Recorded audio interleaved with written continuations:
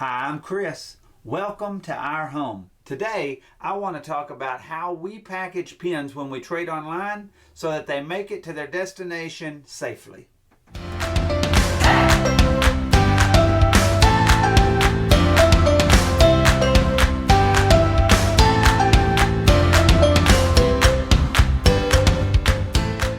Thank you all for joining us. I have a few pins here that I have set up to send out.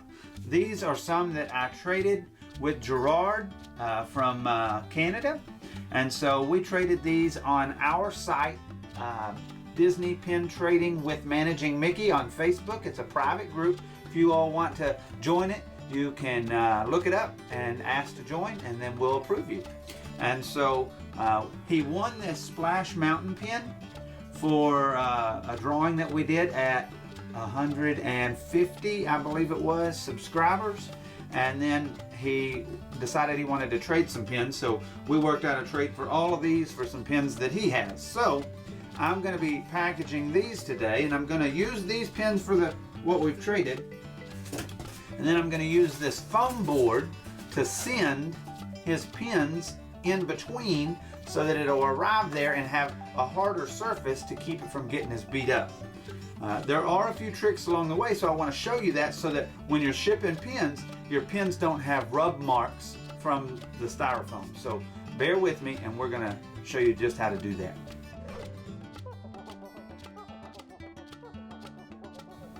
So first thing I would say you're going to need is something to cut your foam board. Scissors work great, but the problem is it bends up your board a little bit, so I usually just use this X-Acto knife.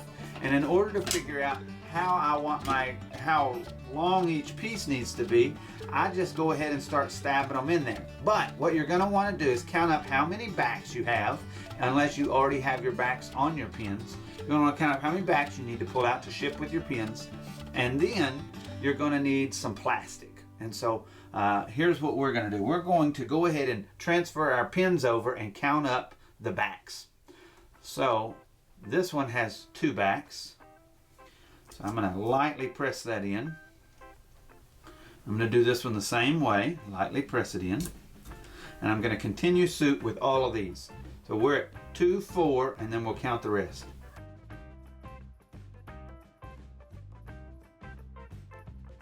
What I've done now is, if you see, I have pressed my pins in, and not all the way through. As you can see on the back, they're not pushed in all the way through, but they're in far enough that I'll know how far I need to cut. Now what I'm going to do is send it, but it'll be thicker. I'll have pins on both sides and a piece of foam on each, so I'm going to have it 4 thick so that I can save the length. And so I'm going to cut it just barely right about here. And it really doesn't make a difference if it's straight or not. What makes a difference is just that you get a clean cut. At least that's what makes a difference to me, because it helps me to be able to put it on there better. So straighten your pins back out, and then line it up, and then go ahead and press it all the way in. Now when you press it all the way in, what that'll do is that'll lock your pins into place, and it'll lock that piece right there on, because you've got a little piece of pin back still pressing through. And so we'll cut this right along the same line, and we'll cut the back side.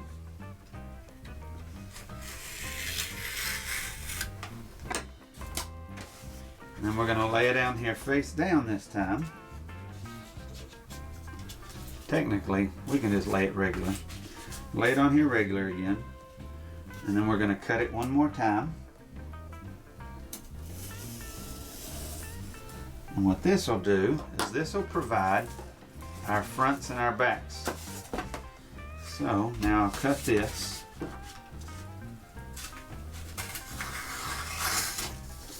Like so. And we'll cut the next one the same way. And what these two will be is our outside tube. I'll show you what I mean by that.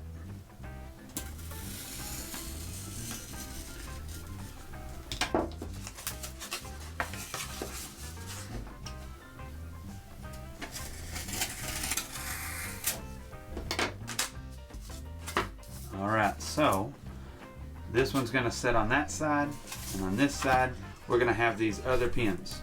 All right, so these two will be on here in order to cover your pins on both sides to keep them safer. And so what I suggest is once you put your pins on, you'll put a little bubble wrap in between. And the reason I do that is this stuff will rub and cause marks on your pins.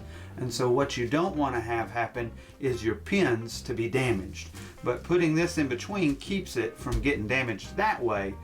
But this all stacked up is actually very secure for the shipment itself. So I'm going to go ahead and add the other side, the pins that I have set out for the other side like this.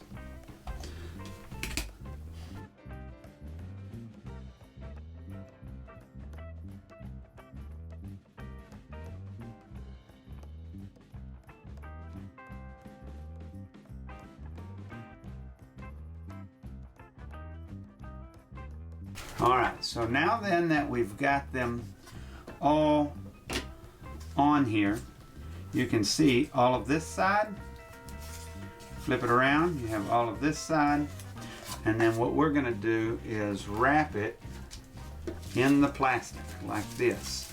And then we're going to put these back on the outside to harden things up. But don't forget how many pin backs you need. So we need 2, 4, 5, 6, 7, 8, 9, 10, 11, 12, 13, 14, 15, 16, 17, 18, 19, 20. And we have 2 here, so we'll need 18 more. And then cover it in and we will wrap it up. And so I usually wrap it just about like this. I try to make sure that the plastic goes down around every aspect of the pins so that there's no rub. And so then I take my tape and I will apply it on each side. I just kind of round it off like this. Tighten it down like that. It's going to be inside of a package. This is just to get it there safely, because bubble wrap doesn't always do the trick. And so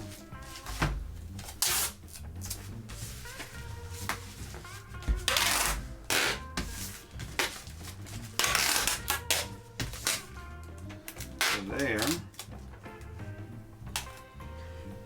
Children, young people, do not use an X-Acto unless you know what you're doing. Scissors will work just fine.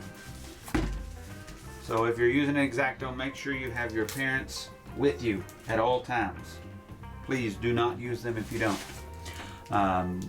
This is my finished product that I'm going to drop in the mail. But then you have to also take into consideration all of the Mickey backs that went to those pins. And so I usually try and put them in some sort of a little plastic baggie. Now they may not all fit in this plastic baggie, but I just keep a cup of them around just for that purpose so that I can put them in there.